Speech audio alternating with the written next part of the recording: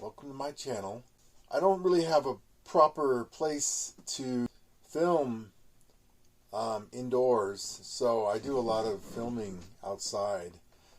There's just a lot of clutter, and I have limited space.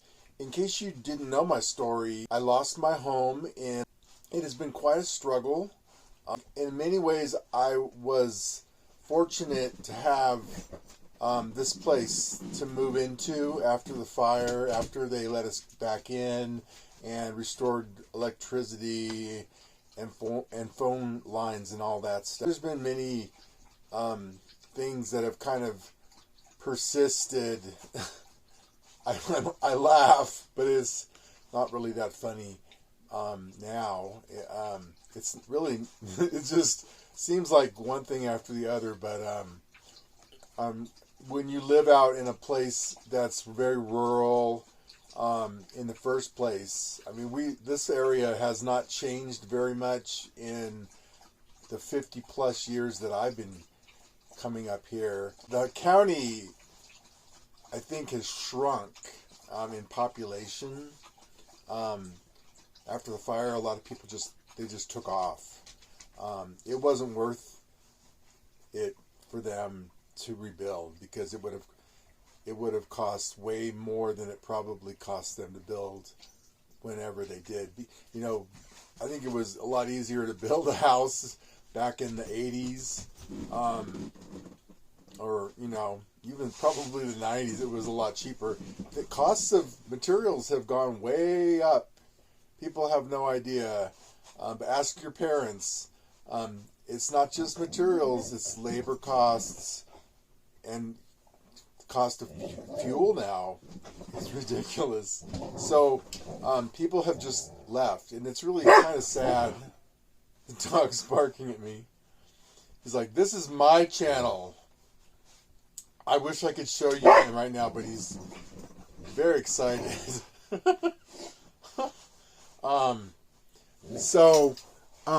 It's been a challenge, I will say. And, you know, it would be nice if I had a house with a place to film and things that I could show you, but I guess, humbly speaking, I'm kind of embarrassed. But this whole fire has been a humbling experience, because I wouldn't say I'm an introvert. I'm probably more of an extrovert than I am an introvert, but I do appreciate my privacy. And one of the things that the fire did just forced me out of my house. My house was gone. I mean, I had nowhere to go, but it forced me to interact with people in ways that made me feel very uncomfortable. And, you know, there were churches that were letting people stay there. There was a casino, an Indian casino, that was letting people stay there. I didn't know about that one. I mean, that would have been a lot better than staying in the back of a church, a cowboy church. It just made me very uncomfortable, because all these people wanted to do was help, and all I wanted to do was go home. I really didn't want to talk to them. I really didn't have any feelings to process. So a lot of it felt really forced. And what they were saying to me, it was like, it was kind of one thing that, I don't know how to explain this, but it was like they knew exactly what to say. It was like they had a script. And that in and of itself was very disconcerting, because I know they were being sincere. It wasn't that they weren't being sincere. It was just how easy it was for them to talk about, you know, it was like they were prying into my life, and I don't think they really cared one way or the other, but, you know, I think what it did was it just churned up things that there was really no reason to churn up these things. I think it was just more of an exercise in feudalism. Like, it wasn't doing anything for me. I mean, I don't know if they were probably volunteering, and they meant really well. I know they did, but it just seems so invasive to me. You know, as being someone who didn't, I was homeless at that point. I mean, I pretty much am still homeless, but I have this place to live. There's just a lot of issues. There's a lot of issues with the electronics, because with the electrical systems, it's an old fifth wheel that I'm living in with a lean-to, and I mean, there was a lot of room in here when I moved in because I didn't have anything. Only thing that was in here when I moved in was just all this junk that my parents had left, and which I still haven't really moved, you know. But when I moved in here, I had lots of room, but I didn't have anything. I mean, I had nothing. I had lost everything except what I could fit into my tiny little car. And that wasn't much because, I mean, it was like a hatchback, so I didn't really have room for anything. I had clothes, a few clothes, you know, a couple pillows, some books, my dog, who has since passed away, but I've replaced him with a very incredible dog. But my old dog was an angel. I mean, he was just an angel. I can't even really tell you how special he was. And he's gone. But you know, when life takes things away, and they give you things that are different, and this dog is definitely different. So I'm still struggling with, you know, arranging things, and I'm purging things, but I don't want to get rid of things so quickly. But it's like I have a really hard time finding things because I just don't have an organization. There's no organization. I've got mice in the walls sometimes, and I catch them, but it's just out here. I just think there's a lot of them or something. Plus, you know, the forest is gone. All of the forest burned down. Pretty much my entire community, but out here it's very agricultural. I live on a tree farm, in case you didn't know. It's a tree farm, not a Christmas tree farm, which, although I'm definitely tempted to open a Christmas tree farm, and, you know, I think that would be kind of cool, you know, get some water storage, you know, so I wouldn't have to water them, because water is expensive when you got to pump it out of a well. And also, pumping water out of a well can affect your neighbors, because if your neighbor doesn't have a well that's really deep, and you're just, you know, watering your winery, you're taking water out of the plane, and you know, it can affect your neighbor. Your neighbor could basically have mud coming out of their tap, which would be horrible. I would hate to do that. So I'm very careful about what I water. I have a garden. Look who's here. I have a garden, but I water just very limited, and I try to have raised beds and things, and, you know, container gardening. But I do have some fruit trees that I like out there. So it's tough, you know, because it's like, it was tough before, and now not having a house, not having a washing machine, not having a dishwasher, and now I don't even have a phone. I mean, it's really frustrating not having a phone. And the reason I don't have a phone is because after the fire, they replaced everything, electricity and phone lines and all that, and they were really nice. But then I'm not really sure, you know, it's like the chain of command, how that works. But we've got trees that are dying. It's even 7 years now. I will cut down a tree, or a tree will fall. It'll fall on a road, and so I have to, cut it down and clear it away. And I'm old, so it takes me time. It takes me a lot longer to do things than when I was, 20 or 30. I had a lot of energy back then. I still have a lot of energy, but it's like nervous energy because I'm limited in what I can do every day. So, so I'll clear a tree away from the road, and and then like 2 more will fall. I mean, these are trees. I don't know if they're root systems, because we get a lot of rainfall in like January-ish, or from November, maybe from November to February, we probably get the most rainfall, and then we'll get a little rainfall from like February to June, but then pretty much from June to November, it's almost none. Like, I mean, it's almost a miracle if you get any rain between June and November. So that's June, July, August, September, October, November. It's like almost half of the year we're not getting any precipitation at all. And June starts getting very hot here, so we have to deal with that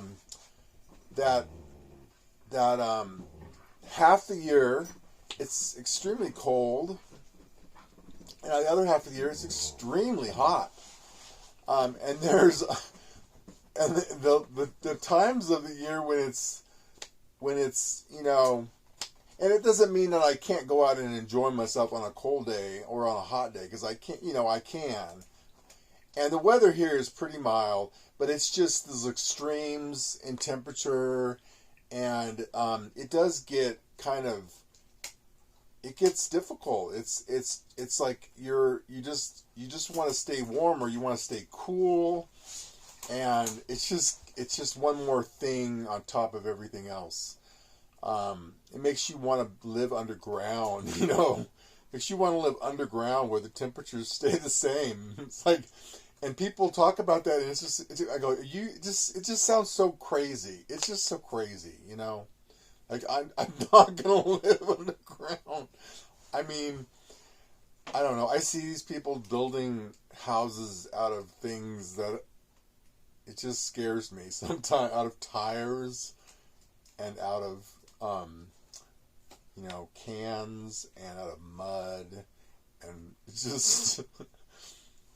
just makes me really angry almost, because like we shouldn't have to be doing this. I mean, and the fact that we had all this lumber and it's gone, it's like they just like you see all these people on television talking about how concerned they are about the environment and the ecology, and then stuff like this happens, and I go, where are all these people? I mean, it's not just me and the fact that I lost my house, but there were owls out here, beautiful animals, and you would hear them, and we're starting to hear them again, but I mean, if there's not almost no forest left, so it's like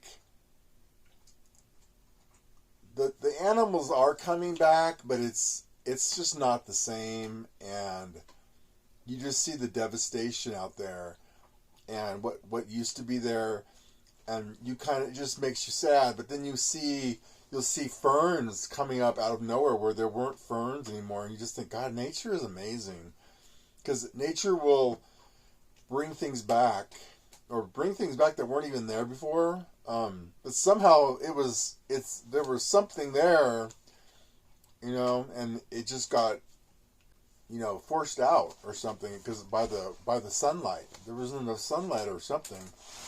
So it's interesting to see, but at the same time, I feel like I live in a dust bowl. It's very dusty. The trees, at least, kept the dust down. Yes, there was more pollen. The pollen was really bad at times. I mean, I would find it in my hair. I would have, if I didn't wash my hair at least a few times a week, it would just start, I could feel it in my hair.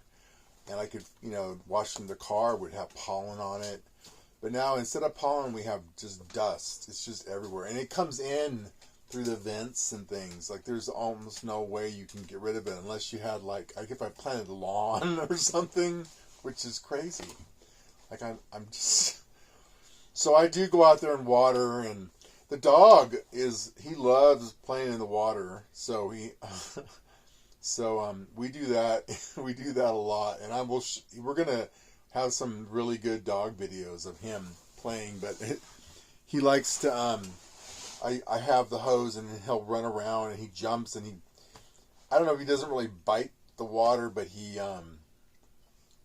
just loves it. It's like he'll go out there right now. It's like 40 degrees out, and he'll go and play in the water.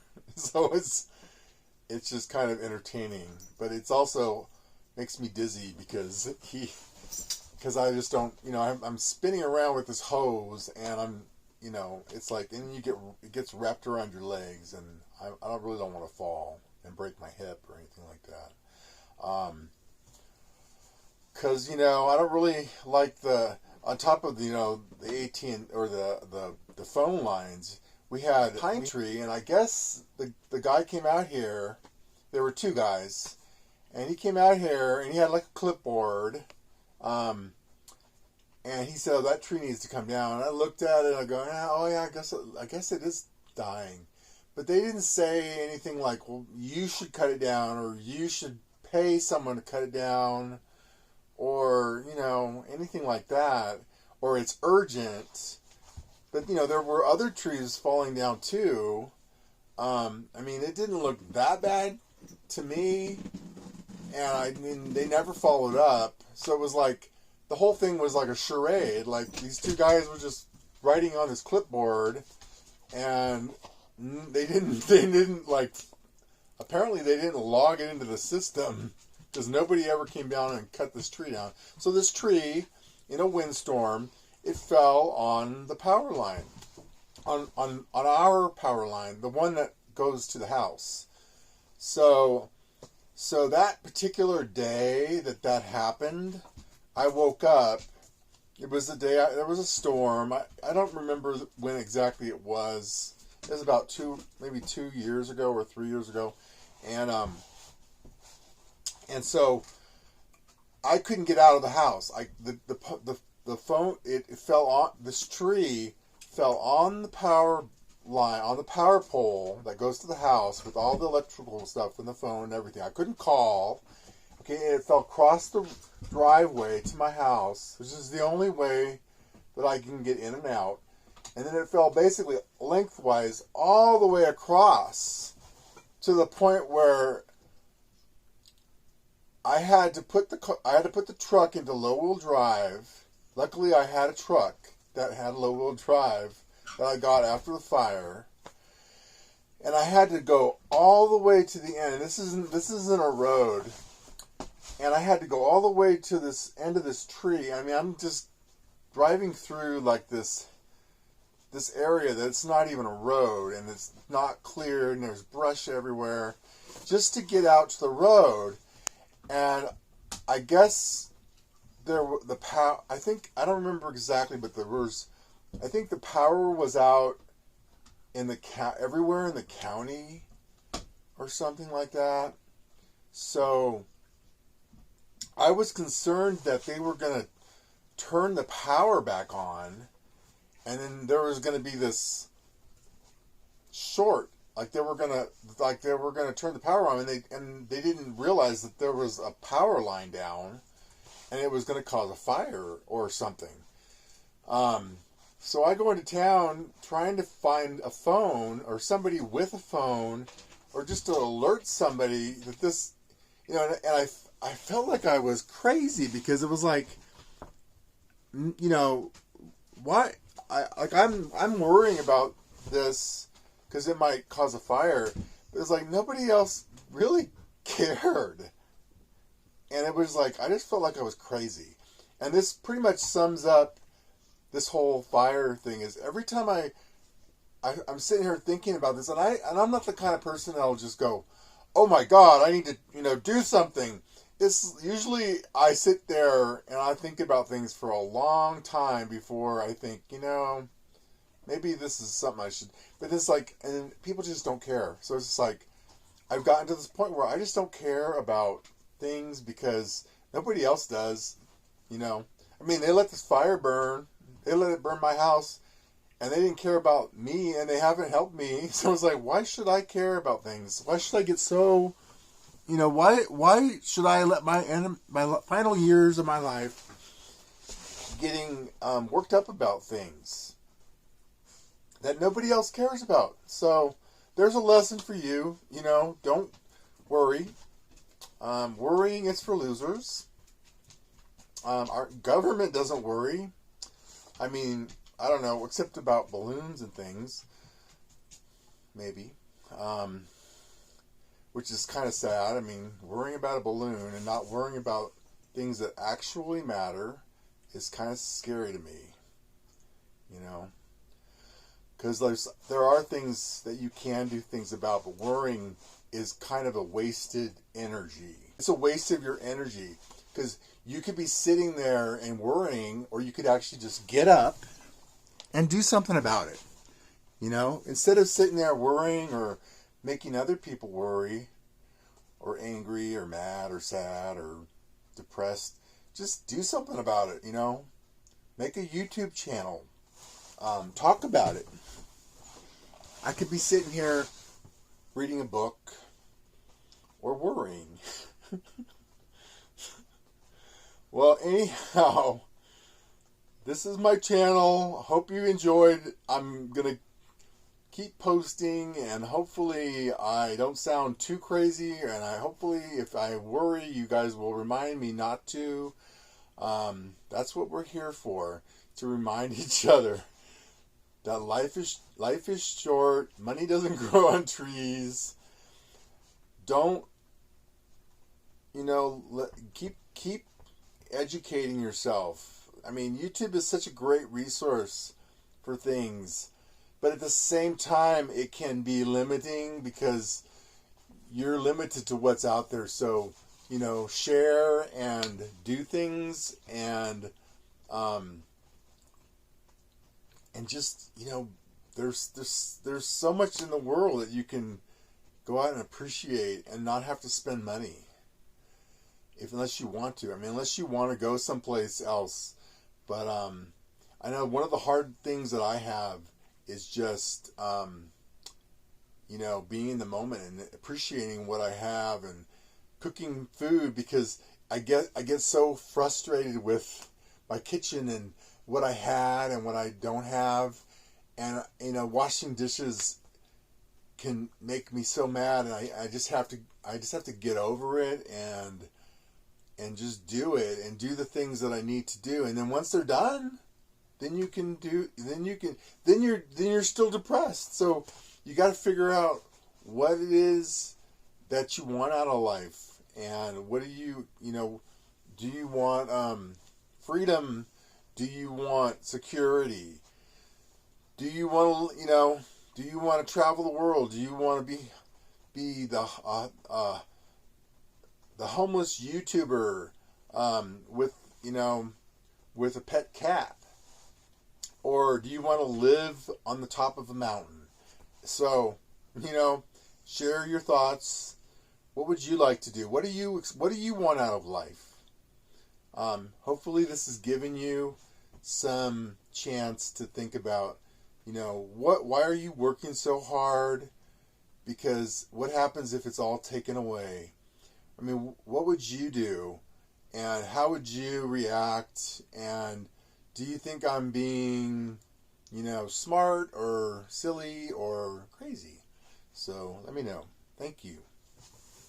See you next time.